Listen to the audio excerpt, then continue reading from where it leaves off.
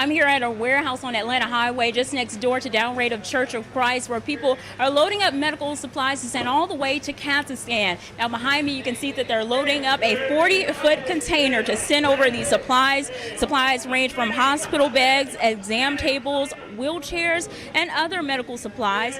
Now all of these supplies were collected from either local groups in Montgomery or non-local groups outside of Montgomery. Now it's not the first time that Downright of Church of Christ has lended their hands to other countries. They have extended their hands to over 20 countries throughout the year, every year, for humanitarian aid. They'll be here until 7 tonight, loading up everything, and they're moving kind of quickly to get everything on board to ship out tonight to Kazakhstan. Back to you. This 40-foot container is full of hospital beds, exam tables, wheelchairs, and other necessary medical supplies. There are no more headboards. How many pounds? 30,000. Here we go. And they all are going to Almaty City Hospital number 1 in Kazakhstan. It will go from here to Atlanta by rail. It will go over to Savannah, Georgia, get on a ship, and it will go to a port in Latvia. And then at Latvia, it'll get on railway going through China and eventually winding up in Kazakhstan. The supplies are expected to make it to Kazakhstan in 3 months. Well worth it, especially when they receive it and the people that are in the hospital are sitting on a plywood board. Now they'll have a bed to rest on. Members of Downright of Church of Christ say coming together despite the summer heat to help those across the world is something they enjoy. I've had quite a bit of experience of going to different parts of the world, especially northern Russia, and I'm familiar with the conditions that are there. So yeah, we've made a deliberate effort to try to minister to people when we can. We've never been there. We really don't know the people, but they have a need, we have the resources, and we want to help.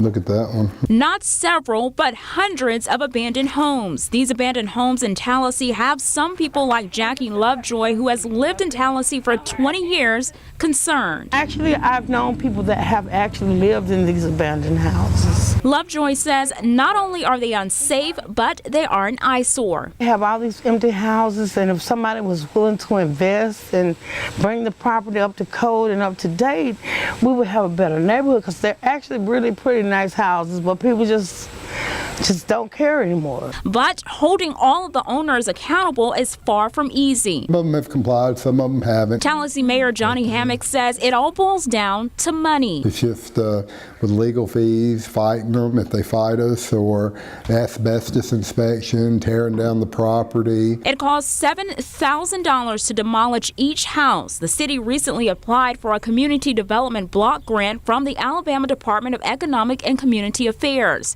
If approved, $250,000 could be used for demolition. You got people hanging out at them, doing things they shouldn't be doing sometimes. I think kids could get in there playing around and foot go through a board, get trapped. In the last 2.5 years, Mayor Hammock says 14 structures have been demolished, but there are still many more left. It didn't get this way overnight, and it's not going to be fixed overnight. Not only while riding around in my police car. Montgomery County Sheriff Derek Cunningham says he sees drivers almost daily with cell phones in their hands when they're behind the wheel. Just think about the number of times that you witness it when you're in your personal car. This is all about saving the life of somebody that you love. State Representative Alan Farley's distracted driving bill would cover the entire state. Meanwhile, in Montgomery, there is already a hands-free ordinance. That's only enforced by municipal law enforcement.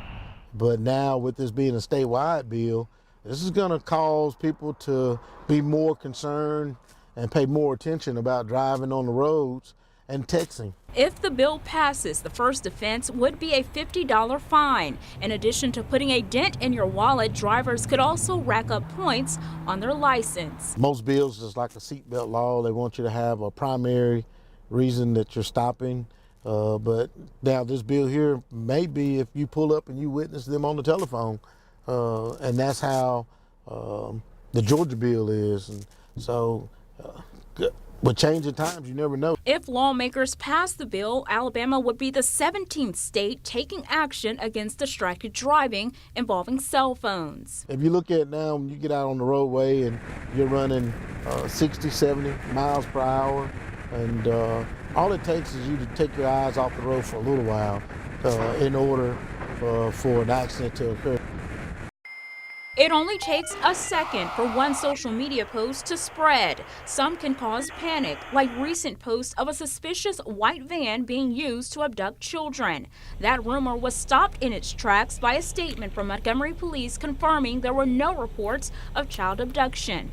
We're glad people are out there being vigilant and looking for things like this, but we don't want them to believe and read everything that they read on social media. Beth Smith says she sees all too often people taking everything word for word online. They figure they're their friends, so because nowadays you don't have, most of your friends are online on social media, so you don't have that personal connection to know, so they just believe everything they read and hear. Sergeant David Hicks is Montgomery Police Department's social media coordinator. He says inaccurate information being shared on social media platforms is nothing new. We see the trends that are going on and we try to address those trends. So if we see information that we see is being disseminated that may not be accurate, we like to get on top of that, make sure that we share the accurate information.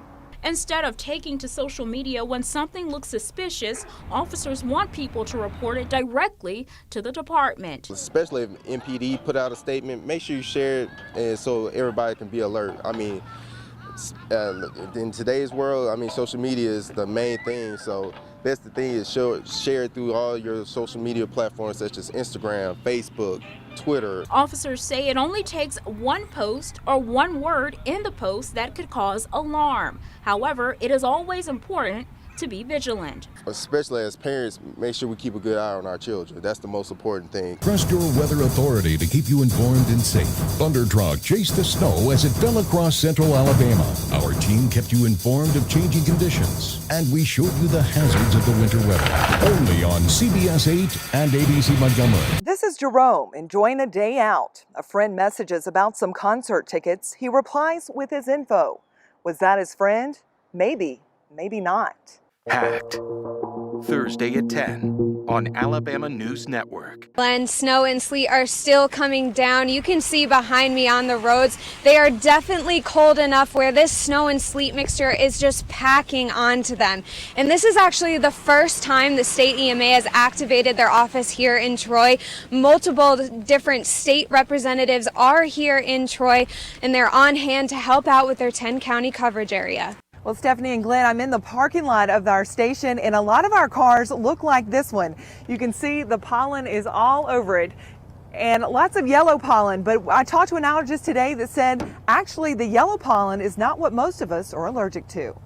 Well, Daryl, there are a lot of questions as to what's next for Selma, Montgomery, even Alabama as a whole, now that the limelight is gone. But here's the question, is the limelight really gone? Well, some people beg to differ, and they say because of the Selma to Montgomery March, the future ahead is very bright. The fair is in full swing, and who could resist all the fun when admission and the rides are just $1 when you bring in a donated canned good. Coming out for a good cause, for the food to go to the needy and to enjoy the food fun and let the kids have a good night after school. Well, we got 2 cans there. And it looks like a lot of support for the night's cause.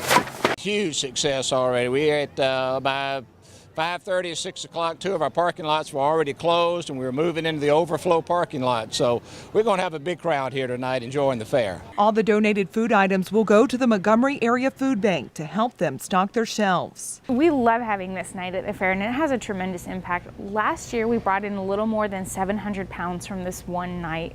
And it may not sound like much in the grand scheme of things, but when you think that every can that you bring in, every box of cereal or anything like that is going directly to a family who really needs help, that's tremendous. Over 300 agencies rely on the Montgomery Area Food Bank. That comes to about 330,000 people that rely on your donations. Some of the best things that we can get here in the food bank are lean proteins, so beans, canned meat and fish, chicken, things like that. Everybody loves peanut butter, so that's a great thing. And the Montgomery Area Food Bank is hoping this year they will get even more donations. Thanks to all those who come to the fair and have a big heart. They need help. Like, it's good to help people.